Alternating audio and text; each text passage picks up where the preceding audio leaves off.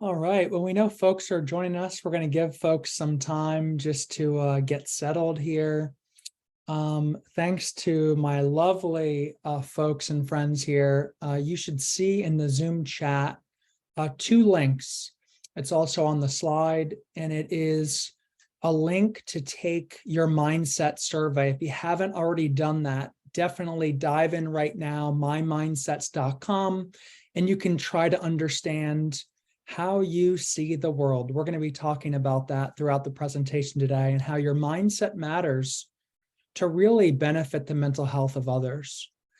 We also have a mindsets map where you can print out a nice template, and we'll answer some of the questions as we make our way throughout the presentation as well. So take a look at mymindsets.com and then the mindsets map. There's a PDF version, and you can print that or you can just annotate on your computer as we make our way through the presentation. I'm really looking forward to the chance to spend the next hour with you to talk about mental health and what you all are doing to create some important change. I'll turn it back to my friends at Mind Out Loud and have them say. Hi, everyone. I just want to thank you all so much for being here. I know it's probably been a long day after school, work for some of you guys, and we just really appreciate you taking the time to come out and come to our first webinar. So as you all know, this will be our first webinar for the 2022-2023 school year. Just to give a quick introduction, my name is Brianna, and I'm the Partnerships Assistant from Mind Out Loud. And for anyone who may be new here or would just like an introduction to Mind Out Loud, Mind Out Loud is a student-led mental health movement. The program is made up of 30 wonderful students across the nation who work very hard towards raising mental health awareness, ending stigma, and educating peers about suicide prevention, as well as advocating for the mental health and wellness of students. So today we'll be posting Shane McCarty, and there will be a student-led Q&A after the presentation. I will be posting a link in the chat for you guys to submit your questions if you're interested. And there will also be a feedback form that attendees can fill out after the session as well, which we'd really just appreciate if you can fill out and give some feedback about our session today. And yeah, I'll pass it off to Alexa for the introduction. Thank you, Brianna. Shane is a community psychologist with a Ph.D. in Developmental Psychology and M.S. in Industrial Organizational Psychology from Virginia Tech. He is passionate about supporting leaders to promote care and prevent harm in schools and communities to address peace and violence, mental wellness and illness, resilience, trauma, and justice and injustice. Mind Out Loud is grateful to host Shane McCarty with Promote Care and Prevent Harm. And with that, I'll pass it on to Shane. Thank you, Alexa. What a wonderful introduction. I'm so appreciative of all of you being here right now and really looking forward to the chance for us to be able to talk about promotive and preventive mindsets, how they relate to mental health, resilience, and trauma recovery. I'm Shane McCarty, as mentioned, the Executive Director of Promote Care and Prevent Harm. We're a national nonprofit working with youth to try to create school-based change. And I'm really excited about the work that each of you are doing to improve the mental health climates at your school.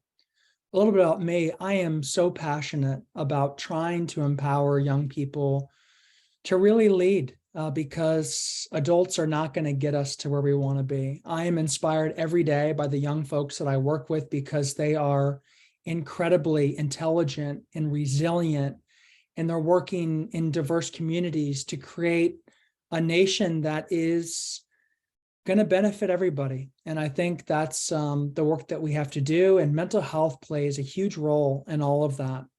As I mentioned, my passion is not just for youth leaders, but it's also to apply science. Science is about investigating what causes what. And when we know those things, we can actually create interventions and programs and trainings like this one that can help improve knowledge, skills, and ultimately help us act better towards social change.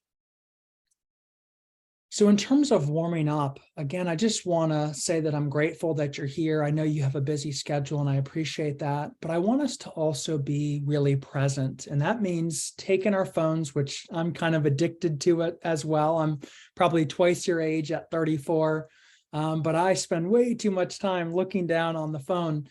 If you can just put that down, turn off the ringer, and really focus in for a moment. We're only going to have an hour together, 45 minutes for presentation, 10 minutes for Q&A. And so I really want us to stay as focused as possible. I also want to note that life is difficult. I know that each of you are dealing with incredible difficulties right now, but also be mindful about joy and what is good that is happening around us, because life is good and bad and everything in between. And hopefully with good friends and family and supporters, we can get through this together. I also want to give you a moment to just detach, create a little bit of space between you and an object. That object can be your thoughts and things that just kind of keep ruminating in your mind. It can be literal physical space, just kind of moving your shoulders a little bit, getting regrounded, maybe putting your hands together and just reminding ourselves that we are here and that breathing is presence and presence is breath. And so take a big, slow breath in and exhale, slow breath out. And I just want us to center, because we're going to talk about some difficult topics today. We're going to talk about the mental health crisis that is occurring, that's affecting people like you and your friends. We're going to talk about what that crisis is, who's experiencing it, what works and doesn't work to benefit our mental health, how friends can help. And then we're going to transition and talk about our mindsets. What are these main mindsets? How do they affect our goals? How do they relate to mental health, resilience, and even addressing racism? And then how do our mindsets relate to our friendships as well? So without any further ado, let's dive in. If you're taking your mindsets quiz, you can continue to take that over the course of the next few slides. If you haven't taken it yet, wait until the end of the presentation and take it at the end. We will talk about mindsets, as you can see, for a good half of the presentation. So let's talk about the mental health crisis. But before we do that, I want to talk about what are the things that are happening right now in your environment, the negatives, the problems that are harming maybe you, maybe your family members, maybe friends, maybe your classmates, maybe folks in your community, maybe negative things that are affecting our entire nation. Too often when we think about mental health, we think about it as something in our mind, that there's some chemical imbalance happening within us. And I want us to take a broader view. I want us to step back and say, well, what are the things that are happening around us? So if you don't mind, dive into the chat and start responding to the first question. What are the negatives and problems that are harming people around you? It can be harming you. It can be harming your relationships. It can be about something happening at school, something in your community, and something happening in our nation at large. I want to get a sense of, what do you think is going on right now? It could be things that are affecting your mental health. It could be things that affect your general well-being, maybe affect your sense of safety or security. I would love to hear some different ideas from folks. So I'll take a look at the chat. And if we could have folks start answering this first question. What are the negatives and problems harming people? And then in a minute, we'll switch over to the second and talk about some positives. If you're looking for some examples of some problems, negatives, or risk factors, maybe you've got bullies at your school. Those can definitely affect your mental health. Maybe we've got, thank you, Crystal, we've got racism, absolutely, at the individual level, like discrimination and systemic and structural racism that affects really all of these levels. It's embedded in our nation's history. It affects our communities. It affects schools. It affects our relationships and affects ourselves. So, unfortunately, a good example. Pressure, yes.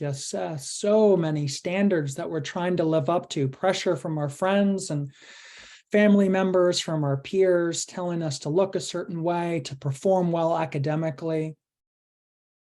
Thank you, Alexa, for that. Let's start talking about some positive ideas too. We could start throwing in some positive things. Crystal said hope and solidarity. Yes, solidarity. When folks work together across racial lines, class lines, across sexual orientation, across a number of different identity factors, we can build a better school, community, and society. Yeah, climate change is definitely a challenge. Thanks, Maya, for mentioning that. We know that it's a risk factor that's affecting all of us, and it's creating ecological anxiety. It's creating depression for a lot of folks. And it's certainly something that we will all have to live with for a very long time unless we rapidly change our course. What are some other ideas? Oh, yes, pandemic burnout. We are all dealing with the stress of the past 2.5 years, and it's definitely taking a toll on our mental health. On the positive side, we can have positive role models. Thank you, Maya, for that. Absolutely. Positive role models can make a big difference in lifting us up when we're having a tough day, reminding us of what the future could look like and what's attainable, just inspiring and motivating us. I'll give you one more minute to give me a few more examples of problems that you want to see less of and positives that you want to see more of.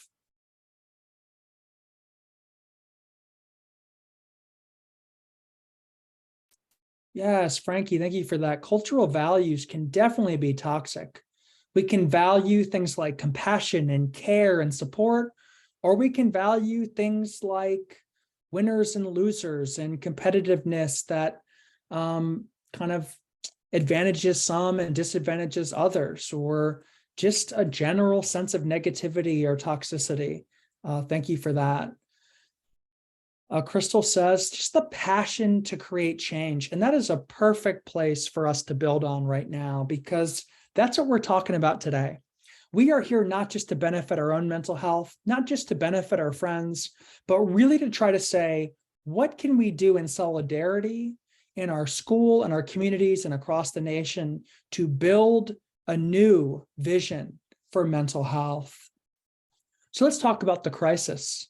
The crisis is quite evident in this visual here. If we look at 12 to 17-year-olds in the black, 18 to 25 in the blue, and 26-year-olds and older in the orange, what we see is that for those folks between the ages of 12 and 25, there has been more than a doubling in the number of folks who are dealing with depression.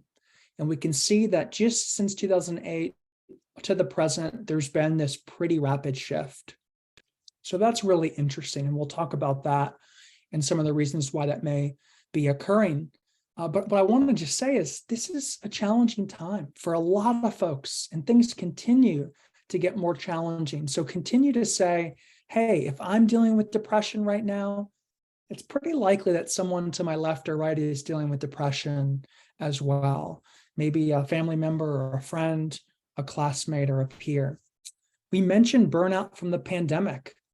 A great book, The End of Trauma, by a clinical psychologist who's done great work on exploring different trajectories that folks experience. And what I want you to do is think about your own experience. If you think about when we first learned about COVID in March of 2020, about 2.5 years ago now, and you think about your trajectory, meaning the course that you went on over the course of the past 2.5 years, what was your trajectory like? Maybe you already was experiencing anxiety, depression, and a number of other psychological challenges, and those just continued to be challenging for you over the last 2.5. In which case, maybe your line looks something like the red trajectory at the top, or maybe you weren't doing so well when the pandemic hit, but over time, things have gotten better and better as you have figured out different ways to cope and to support your friends and friends to support you, etc.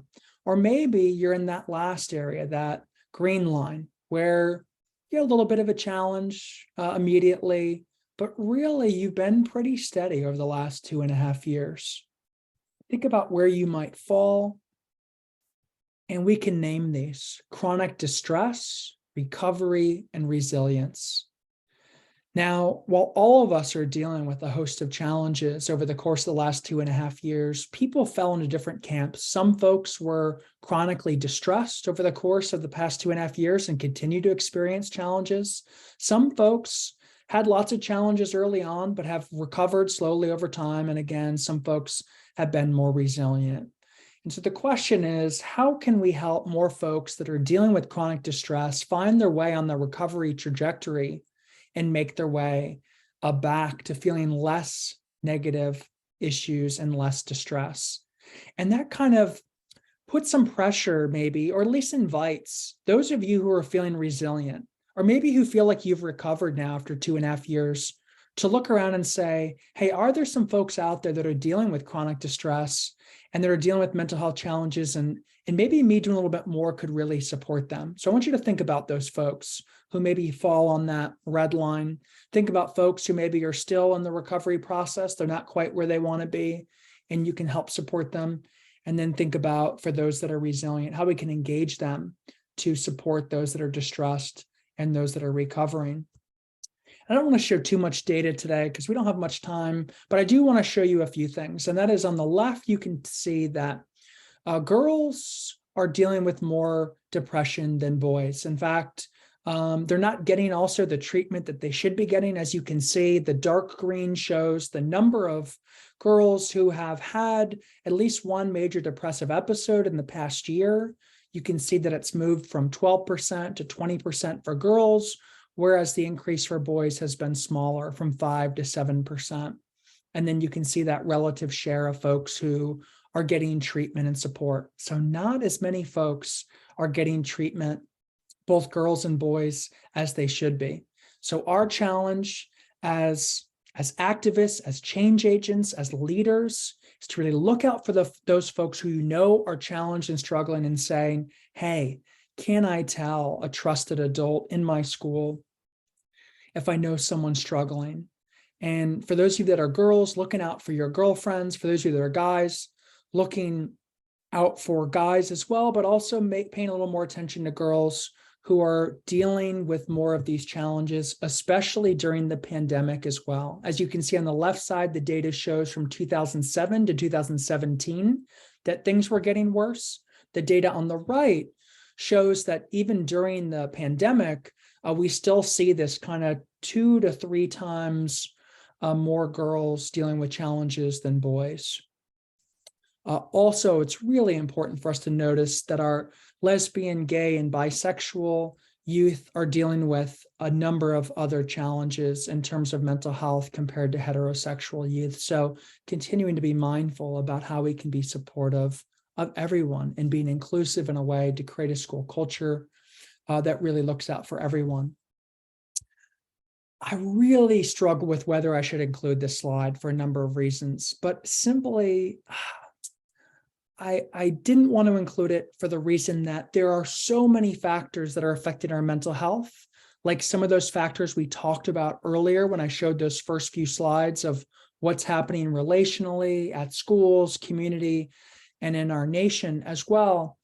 But I didn't want to walk away and miss the opportunity to just share with you some really important takeaways. And some of these things I know you've heard before, but I want to back it up with a little bit more evidence right now. So in terms of what are the things that are worse or better for our mental health, I'm sure it won't surprise you that we've talked about coping strategies before. If you've got a therapist yourself, if you've got a counselor at school, if you've got a friend, we all talk about coping strategies, which is basically, what do we do when we get stressed? There are negative coping strategies that we deploy, and you can think about many of those. And there are positive coping strategies, making sure that we have strategies that we know, hey, you know what, when I'm going to be stressed because I have 3 tests coming up in 2 weeks, how can I put myself in a position so that I'm better able to lean into the good things that I know work for me to manage my stress, as opposed to just saying, oh my gosh, I forgot I had 3 tests now, and now I'm just dealing with all the stress, and maybe you find some negative ways to deal with that. In terms of support, if you don't have friends who are supportive of you, maybe talking to your friends and saying, you know what, sometimes you say things that they just don't make me feel supported. They don't make me feel cared for. It's hard to do that because all of us are kind of trying to figure out how do we fit in, how do we belong, how do we find our kind of core group of friends. Maybe you've got no friends, maybe you have one friend, maybe you have a few friends, but saying, hey, let's sit down, let's talk about what it means to be a good friend. That's a really important thing to do. I didn't start doing that until I was in college and beyond. And so I think for you to really turn to your friends and say, hey, what are some of the things that we're doing, talking about, thinking about that are probably not great for our friendship? And what are some things that we can do to improve that? That would be important. If you're dealing with some challenges, you can get access to a therapist or a counselor, do it. Too often there's stigma about talking to an adult about your challenges. Let me tell you, I know sometimes it's easier to talk with your friends because they kind of understand you, but having an adult who understands the gravity and the severity and the challenges around mental health issues, it's an important thing to do. So if you can talk to a counselor, please do that. In terms of our physical health, research was published 20 years ago at Duke University that showed that individuals who exercised consistently, it was 3 to 4 times per week for about 30 minutes or more, showed reductions in depression at similar rates as those who were taking an antidepressant medication. Now, I want to be really careful. I don't want to say, hey, exercise your way out of depression, because that's just not true for a lot of folks. But for individuals who experience moderate or mild depression, where it comes up here and there, and they're trying to figure out, you know what, are there different things that I could be doing that might work? Ask yourself, am I exercising consistently? Because our physical health and our mental health are inextricably linked. We think about these as two different things. We think, you know what, there's something going on with my mind, and so I need to talk about it to fix it. There's something going on with my mind, so I need a drug that targets chemical imbalances in my brain. But what I want to suggest is that our physical health and mental health are very much linked. So figure out, are there more things that I can do to exercise regularly, because it will benefit my mental health in the long run. Nutrition has a huge impact. If you're drinking sugary sodas, eating chips, cereal, what we call ultra processed foods, things that kind of come in a bag or can last for months on end, it's not ideal. Now, it's certainly better than obviously eating nothing, but I would suggest that if you can eat healthier diet and look into that, your mental health will also improve. Sleep, sleep, sleep, sleep, sleep, sleep, sleep, sleep, sleep, sleep, sleep. I am not a great sleeper. I wasn't when I was in high school, not in college, and I continue to try to work on that now as an adult. Some people we know genetically, they're more predisposed to want to wake up early. Some folks are wanting to go to bed and wake up really late. In high school, I know you don't really have a lot of opportunity to be able to sleep in, unfortunately. And so you've got to figure out how to get to bed earlier. What we know from the research is that getting quality sleep, meaning not 6 hours, not 6.5, not 7, but 7.5, 8, and sometimes even 9 hours, given your age, is critical for your mental health. So if you're looking around and saying, you know what, I just don't feel good right now, my mental health isn't working for me, I'd really ask you, do you have some positive coping strategies in place? Do you have a counselor you can talk to? Are you exercising regularly? Are you eating healthy? Are you getting really good quality sleep? And are you walking in nature? If you aren't doing all of those things, you're setting yourself up for failure. And so I would ask you, do those things and then figure out if those aren't working, then you've really got a counselor or a therapist who can help work with you on really improving your mental health in the long run. Again, trying to change our relationship with our friends is going to be a really important strategy as well.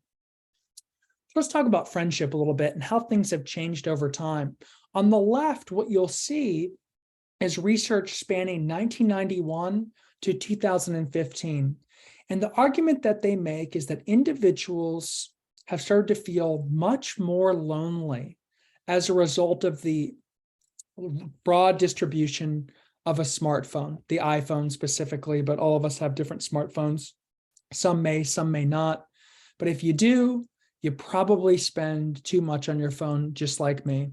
And when you spend too much time on your phone, it is related to loneliness. Why? Because we get this false artificial feeling of I'm connected to folks when I'm looking at social media, whether it's TikTok or Instagram, Snapchat, or what have you, but you don't really feel like you belong. You don't really feel relationally deep and close with somebody else. And so what's happening is our minds are getting tricked. We think we're closer because we're seeing what our friends are doing, or we're finding interesting, exciting content online, but we're actually more likely to feel lonely.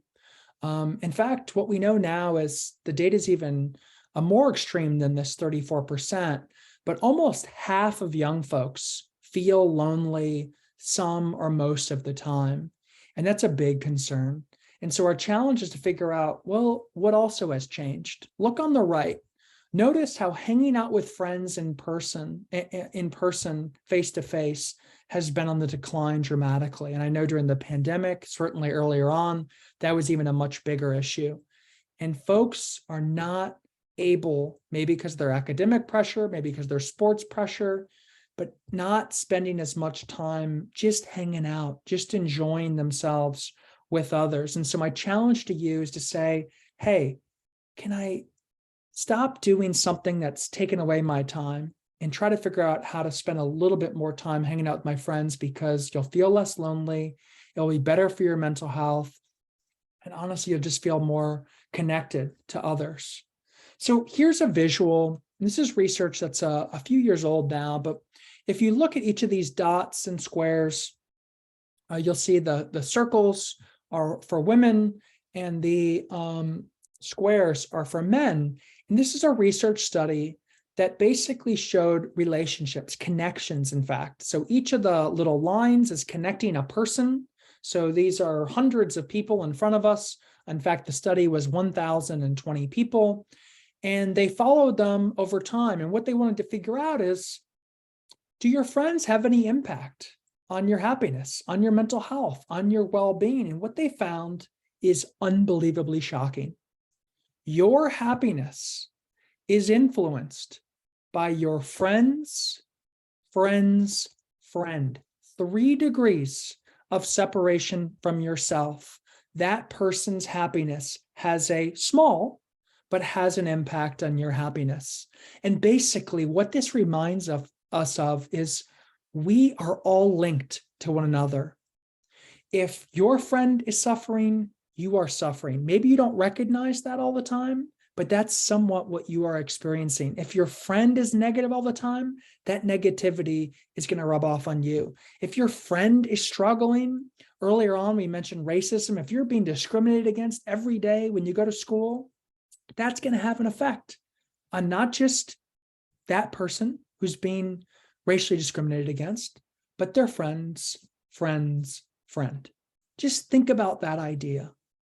We are all linked together, and that is why solidarity is also so important, not just for our own happiness, but to create well-being and justice for everybody. So here's what I'd like to do. I know I've been kind of showing a lot of data, showing a lot of slides. I know some of it might be interesting, some of it may not be. But what I want to do now is turn to a poll. I want you to think for a second about how you most often respond to your friends. And I want you to read these options here for a second. And what these options are basically saying is that we've got reward, we've got neglect, we've got override, we've got magnify, we've got overt victimization, we have relational victimization. And basically what each of these are saying, I'm trying to figure out if I can, if I can move the poll for a second. But what I'd like for you to do is just take a quick little peek at some of these responses. So when someone is experiencing, a friend is experiencing a negative emotional event, just before you respond for a second, just think about this. Your friend is having a negative experience. Maybe someone broke up with them. and they come back to you and you're hanging out after school and says, oh my gosh, today's the worst day ever. I just can't believe this has happened.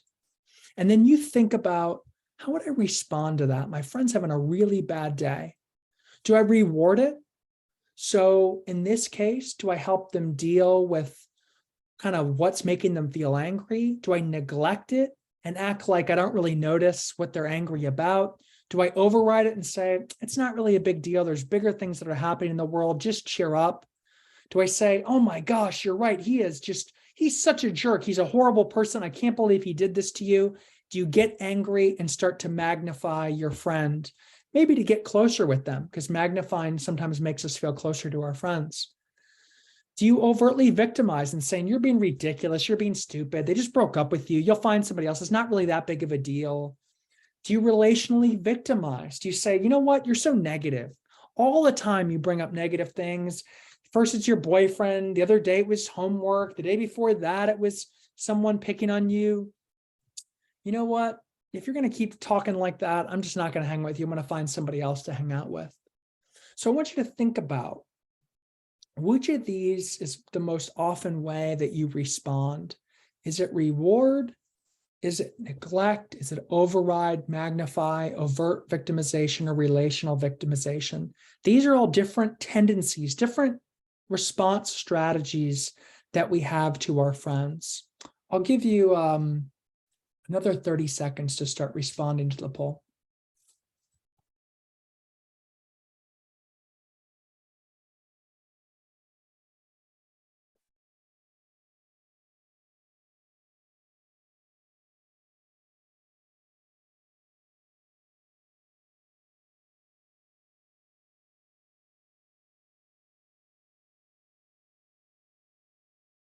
All right, so I'm seeing two really dominant strategies. In fact, only two strategies were selected: reward and magnify.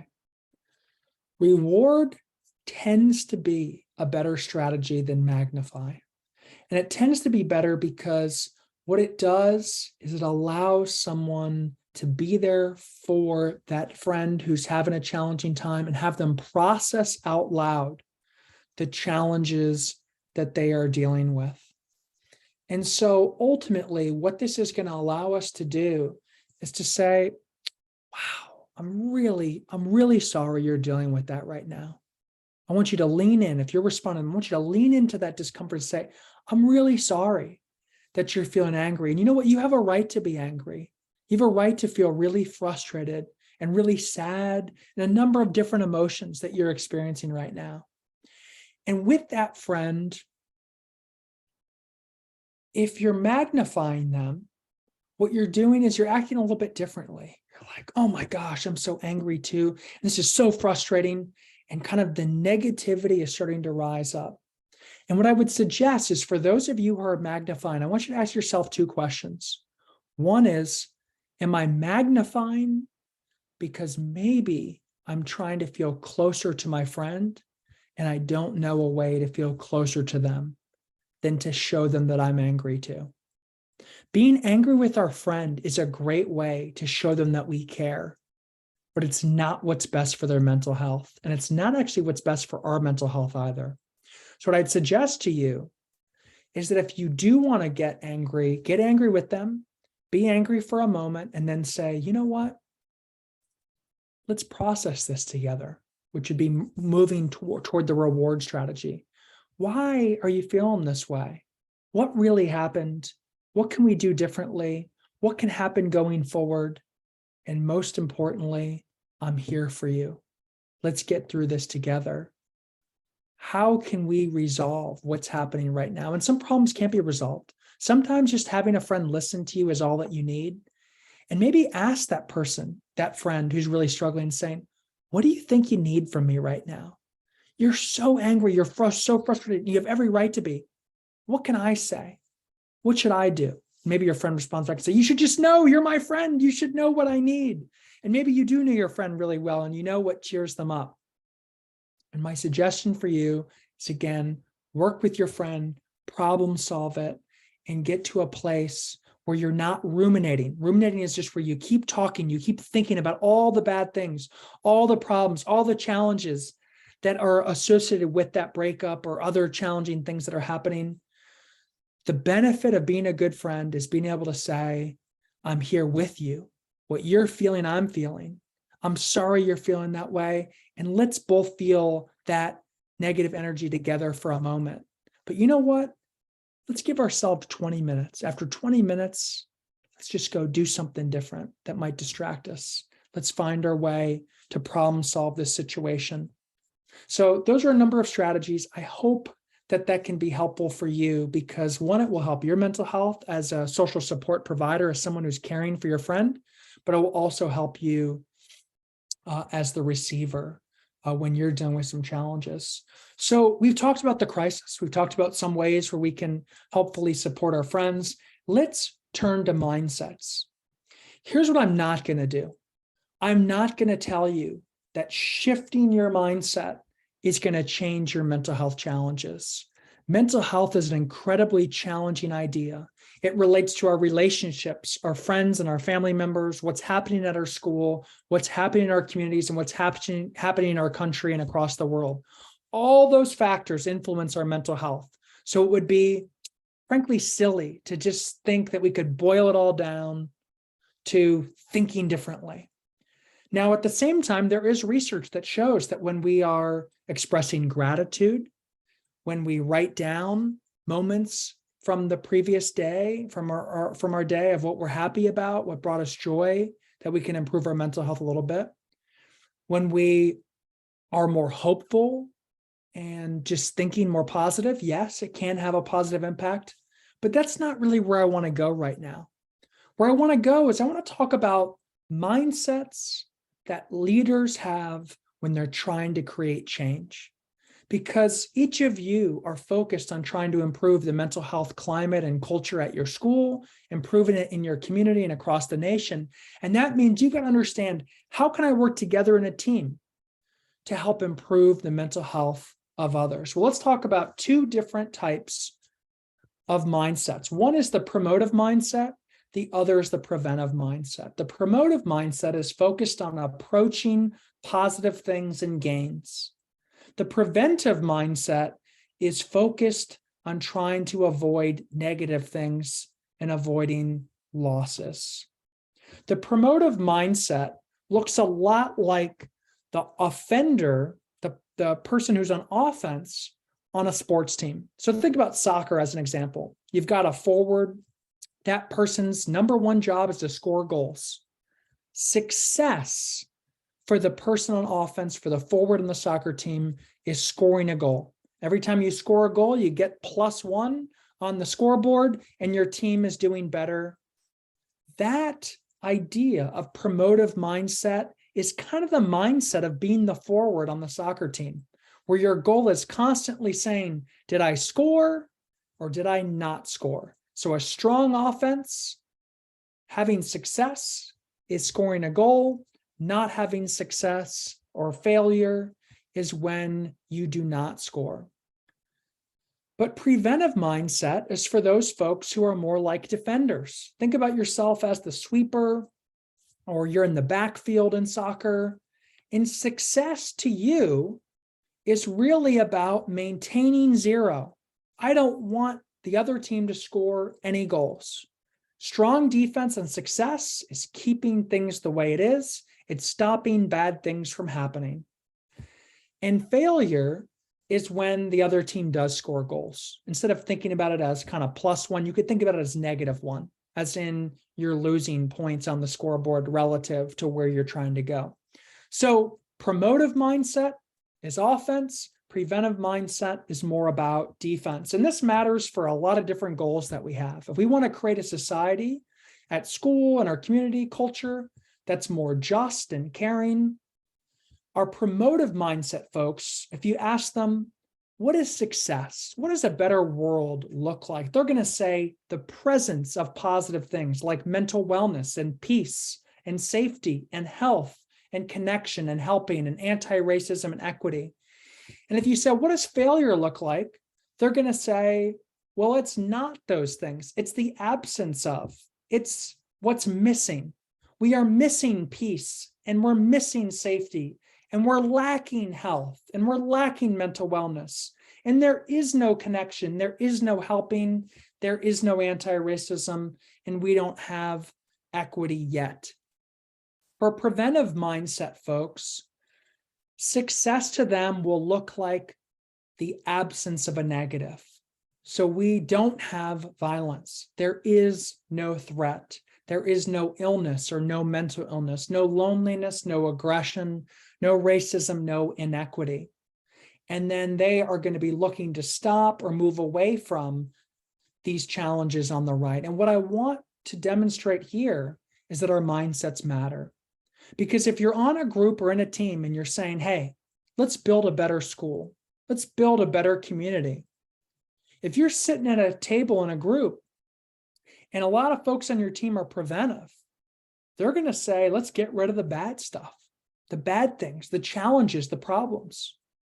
If you're sitting in a team with folks that are very promotive, they're going to say, success looks like the presence of connection. It looks like people helping one another.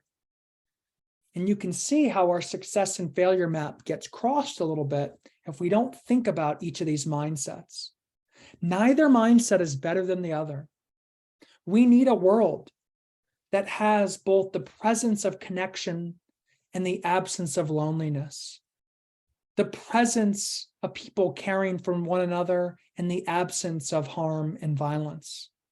So both of these mindsets matter to build a culture where we have the presence of good and we have the absence of the bad. So you may be wondering, where do these mindsets come from?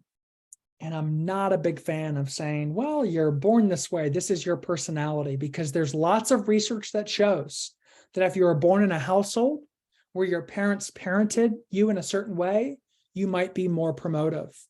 And if your parents engaged with you a little bit different, or your friends even engage with you a little bit different, you might have more of a preventive mindset.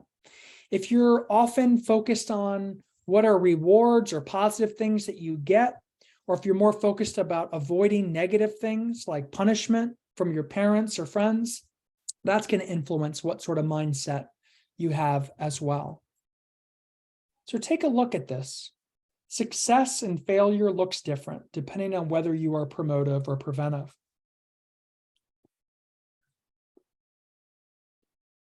For promotive, success is advancing, increasing, and gaining. For preventive, the goal is to get rid of the bad. And sometimes it's to maintain the good. People who are more promotive, they're reaching for the stars. They're big picture. They're excited about some future way of our country operating, some exciting way of reorienting our school so that everyone would want to come and enjoy school. Our preventive folks are saying there's so many bad things that are happening. We got to get rid of the bad. We've got to be more cautious, more detail focused. We've got to focus on risks and threats. What I also want to mention is that these mindsets are not just something we carry with us, but different situations kind of inspire us to activate the other mindset. So take the preventive mindset. When COVID hit, March 2020, almost all of our country was pretty preventive. We said, we need to wash our hands, we need to wear masks, we need to socially distance, we need to do things that will prevent risk, threat, and becoming infected. That's more of a preventive mindset. And you can see why that mindset is really helpful for that situation. And where a promotive mindset of saying, well, let's just be positive. Let's focus on a better world. Let's focus on a world without COVID. Or maybe that wasn't as relevant for that period of time, but maybe now promotive mindset could be more useful as we envision, hopefully, a world where we can feel safe and secure about what the future looks like. So I've got a few more slides, and then we're going to move into a discussion. And so what I want to do is say a few last things, and that is that our mindsets also relate to mental health, resilience, and to how we tackle racism as well. So let's talk about mindsets for mental health. individuals who have a promotive mindset tend to be focused again on achieving positive things. And I don't want to oversimplify this because, again, depression is very complicated. But what I do want to say is that if you have tried over and over again to achieve positive things and you're just not achieving those positive goals that you're looking for, you're actually more likely to experience depression and depressive symptoms. And if you're preventive and you're overly worried about negative things happening all the time, then you're more likely to experience anxiety symptoms. And so, in fact, these mindsets, these motivational mindsets, because these are really how we are motivated to see the world and to engage in the world. If you're using your promotive mindset and you're not getting positive things, you're more likely to feel depressed. If you're preventive and you're overactivating, you're always hypervigilant, you're looking around, you're always worried about bad things happening, you're more likely to experience anxiety. So these mindsets matter for our mental health, and they matter for how we look at the challenges different folks have. If you're promotive, you're probably more likely to be able to spot your friends when they start to feel depressed. You look around and say, wow, they used to do a lot of that. And you know what? Being outside and exercising and being on an athletic team, it really brought them joy, but that's not bringing them joy anymore. You might be able to spot depression. If you're preventive, you might be able to say, wow, my friend they weren't really that worried about things. Now they're worried all the time about bad things happening. Well, you might be able to spot anxiety from your friend a little bit earlier than other folks. In terms of resilience, you're looking for relationships, social support, confidence, flexibility. People who are more promotive, they're going to look at how we can promote resilience. Folks who are more preventive are going to say, I want to reduce the bad stuff, like reducing trauma, toxic relationships, child abuse, violence, and threats. So think about for yourself, which of these mindsets do you really connect with? And how may that inform the work you will do now and hopefully in the future as you tackle some of these really big challenges? When we think about addressing systemic racism, promotive mindset folks are going to say, how do we promote liberation? How do we build a community of care and peace? How do we affirm BIPOC? How do we build health and safety for all? If you're preventive, you're going to say, how do we end racial oppression? How do we end police violence, end militarization, end the war on drugs? So now I want you to think for a second, which of these mindsets do I have? Am I more promotive or preventive? Think about your best friend or teammate. Are they more promotive or more preventive? If you're more promotive and your friend's more promotive as well, then select number one. If you're more preventive and your friend is also more preventive, then select number two. If you are promotive and your friend is mostly preventive, select number three. If you are preventive and your friend is more promotive, select number four. So just think about yourself and think about your best friend and think about where you all may fall. Great, we got some answers coming in on the poll. I'll give it another 20 seconds. And then we're going to turn in a moment to our discussion. So we've got a good mix of folks. Some are saying, one person's saying number one, two folks are saying number three, two folks are saying number four. And I know a number of folks haven't had enough time to engage yet, but we will keep moving on in the interest of time. I just want to say thank you for the chance to share some of these ideas with you. If you don't mind, tell your friends. It would be a huge help to us to have your friends take that quiz. That quiz allows them to understand their promotive and preventive mindset. You may be able to have a great conversation and say, hey, you know what? Maybe we get on each other's nerves sometimes because you're more promotive and I'm more preventive, or vice versa. Or maybe we're both really good on a team because we're both very similar, or we're both very different. And being different is really helpful as well. Let's take a moment and also mention that if you are interested in some of the work that we're doing, take a look at our website, promotecare.org. And if I can be helpful to you at all as you're thinking about your student leadership journey, feel free to reach out to me. So at this time, I will turn it over to anyone who has a question. Yeah, thank you so much, Shane. That was so wonderful. And I'm sure I speak for everyone in attendance when I say that that was so helpful and so informative to learn about our own mindsets a little bit more. For anyone who hasn't met me, my name is Maya Gomez. I'm one of the student directors for Mind Out Loud, and I'll be helping to filter some of those questions out to Shane so he can answer them for you all. So Shane, I'm going to start with our first one. This question asks, how do I apply these mindsets in my day-to-day life?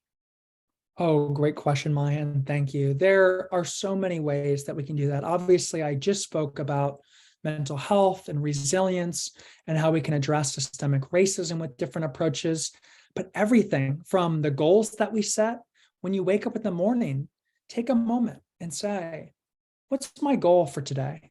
And is that goal more promotion or is it more prevention? What am I trying to achieve right now? There's research that shows that if we take a second and just say, what motivational state am I in? As in, am I wearing a promotion mindset right now, or am I wearing a prevention mindset right now? We can switch between those mindsets and everything that we do all the time. Motivation is about what gives us energy to achieve our goals. And it can be about goals that we're setting, or it can be about supporting other people and their goals as well. It could be supporting our team or our school or our athletic team as well. So lots of different directions. What are some other questions? Yeah, wonderful. Thank you so much for that. One of our next questions I think is really interesting, and it asks a little bit about the gender disparity that you mentioned, and the fact that women are sometimes more affected by mental health challenges than men. And this question was wondering if we think that that might be more societal or more chemical, or some combination of those two, maybe looking at the roots of that disparity. Great question. So a few things. One thing is that we know that girls compared to boys are much more likely to have much closer relationships. I tend to really think about things as relationship problems. And in fact, a lot of research shows that too. I know that we've been taught for a very long time that there's huge differences, biological differences, genetic differences, et cetera. There are some, and in some cases, but small. And I don't think it matters a lot in this particular case. What I would suggest is that because girls are much more likely to have very close, intimate, and emotionally connected relationships to their friends, whereas boys tend to just kind of play video games, hang out. It's a little more surface level. I know I'm overgeneralizing, but that tends to be the case. What it means is that one, when girls have relational difficulties, it matters a lot more than it does for boys.